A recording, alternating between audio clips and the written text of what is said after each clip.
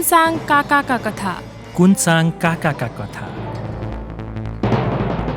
बुलबुल कम्युनिकेसनको प्रस्तुति। YouTube channel श्रुति सम्वेगमा खगेन्द्र सङ्ग्रौलाद्वारा लिखित कथाहरूको वाचन श्रृङ्खला। अच्युत घिमिरेको वाचन। कुन्साङ काकाका कथा। कुन्साङ काकाका कथा। प्रस्तुत छ खगेन्द्र सङ्ग्रौलाको कथा। शीर्षक देउताको छायानेर।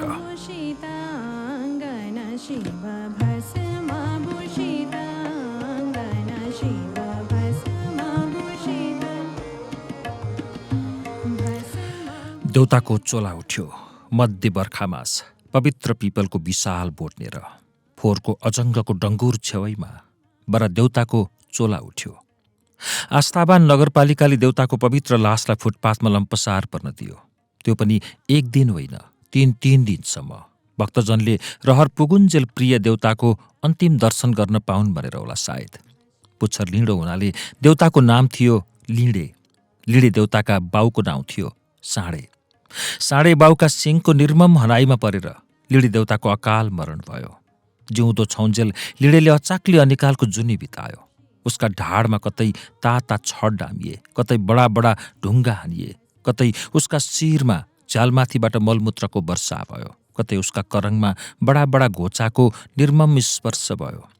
लिँडे देउता लम्पसार परि मरेको पेटीमा पवित्र पिपलका जराको सिरानी हालेर एउटी नारी लम्पसार परेकी थिए। ऊ थिई एक असहाय भिखारी नारी। भोक, तिरस्कार र ताडनाको पर्वतले किचिएर मृत लिँडे झैँ लम्पसार परेकी थिए। ऊ ओठ तालु सुकेको उसको ख्याउटे नानी आमाको पेटमाथि घोप्टो परेर दुध चुस्न खोजिरहेथ्यो। जीवन रस निख्रिएको सुकुटी ज्यानबाट के को दुध रस आओस् र? बालक आमाको सिद्रा समानको स्तन लुस्दै थियो। तर एक थोपो दुध आओस् त मार्दिनु। भोकले प्याक प्याक भएको बालक जिउने उत्कट इच्छाले प्राणवायुको त्राण खोज्दै शुष्क स्वरमा रोइरहेको थियो।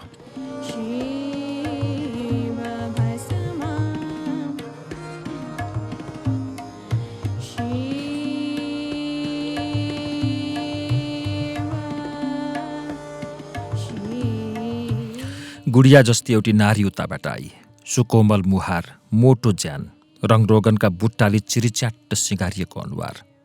हाई हिल जुत्ताको टकटक आवाजले हुलमाझ उसको बेग्लो चिनारी झल्क्यो।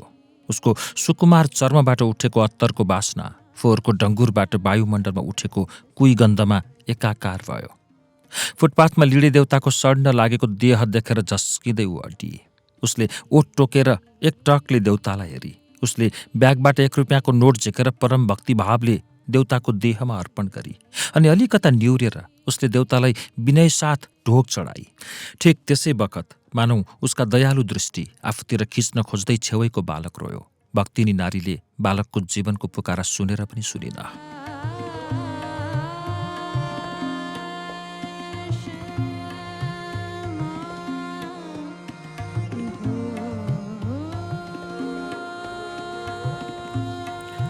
अलिबेरमा एकजना बलवान तन्नेरी उताबाट आयो।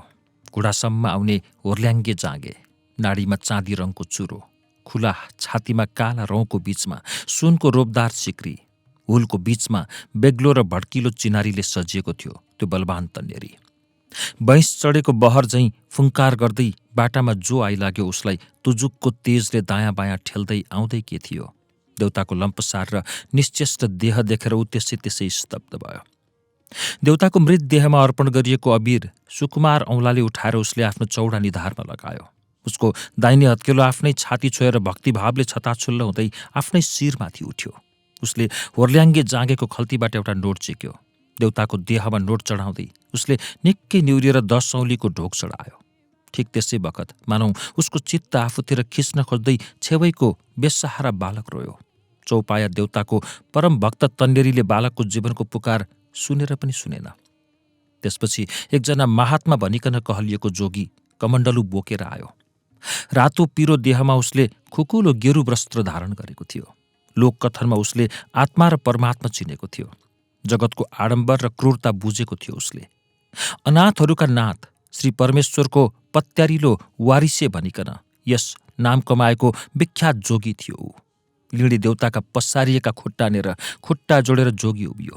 नाकमाथिसम्म हात उठाएर निलो आकाशलाई उसले नमस्कार गर्यो। यो ठूलो भक्तका वरिपरि मझौला र साना भक्त भक्तिनीहरूको घुइँचो लाग्यो। अस्पष्ट ध्वनित हुने सङ्गीतमय स्वरमा उसले एउटा तोत्र उच्चारण गर्यो। आखिरमा उसले कमण्डलुबाट एउटा नोट झिकेर परम भक्ति साथ लिडी देउतालाई चढायो। ठिक त्यसै बखत मानव उसको दिव्य ज्ञानको दर्शन पाइसकेको महान आत्मालाई आफ्नो दिनहीन अवस्थातिर खिच्न खोज्दै छेउैको बालक मुटु चिरिएर फुटेको स्वरमा रह्यो। परम ज्ञानी जोगीले बालकको जीवनको पुकार सुनेर पनि सुनेन।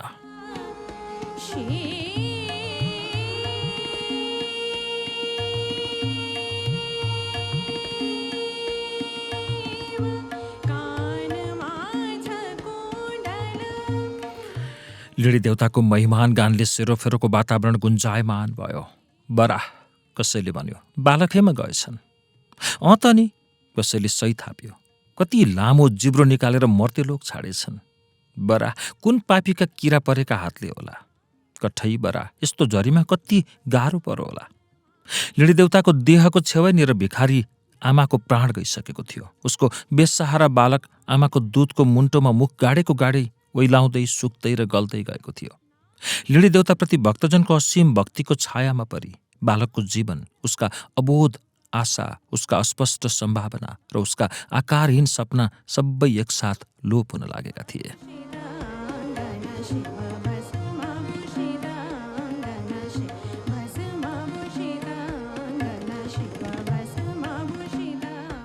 उताबाट एउटी दोजिया नारी आई। उसको पेटमा 7 महिनाको शिशु थियो र पिठ्यौँका डोकामा थियो इँटाको हेमानको बारी। नाकमा पोतोको गाडा कत्ला, भित्र गाडिएका गाला, फुत्त बाहिर उठेका चल्ली, पटपटी फुटेका ओठ, दबिएका आँखा, कङ्काल समानको जिउ उसको विशाल पेटतिर लस्केर ढल्न लागे जस्तो देखियो। भारी बोकेर ठस ठस कन्दै एक हातले पेट थामेर सकि नसकी घिस्रिँदै आउँदा देउताका खुट्टामा उसको खुट्टो ठेसिन पुग्यो। बिजुलीको झट्का लागे चाहिँ उजस्की। आँखा फारेर हेर्दा उसले देखी लिडी देउताको ढाड फूलले छपक्कै ढाकिएको छ। फूलमाथि यत्रतत्र नोट छन्। भुइँ छुने गरी लत्रेको देउताको जिब्रोमा हरिया झिङ्गाको बिगबिगी छ।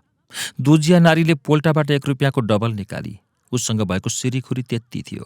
त्यही 1 रुपियाँको डबल आफ्नो सर्वस्व देउतालाई चढाउन हात लम्काउन लागेकी मात्र के थिए। उसका आँखा छेउैमा भिखारी आमाको चिसिएको लास र लासमाथि जीवनको अन्तिम घडी गन्दै प्याक प्याक मुख बाहिरहेको बालकमाथि परे।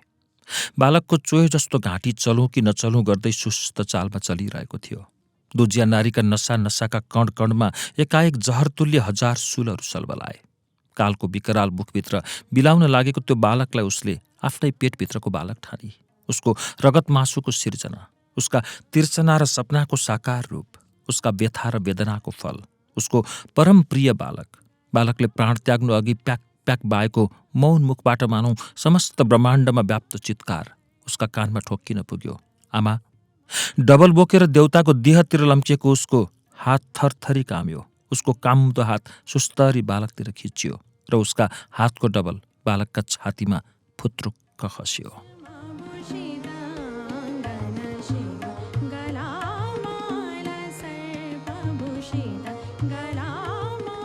बुलबुल कम्युनिकेसनको युट्युब च्यानलमा अहिले तपाईँले सुन्नुभयो खगेन्द्र सङ्ग्रौलाको कथा। शीर्षक थियो देउताको छायानेर। कुनसाङ काकाका कथा श्रृङ्खलामा आजको कथा वाचन कस्तो लाग्यो? खगेन्द्र सङ्ग्रौलाको अरू कथा सुन्नको लागि यसै च्यानलको प्लेलिस्टमा जानुहोला। कथा उपन्यास सुनिरहनका लागि सब्स्क्राइब गर्नुहोस् बुलबुल कम्युनिकेसन।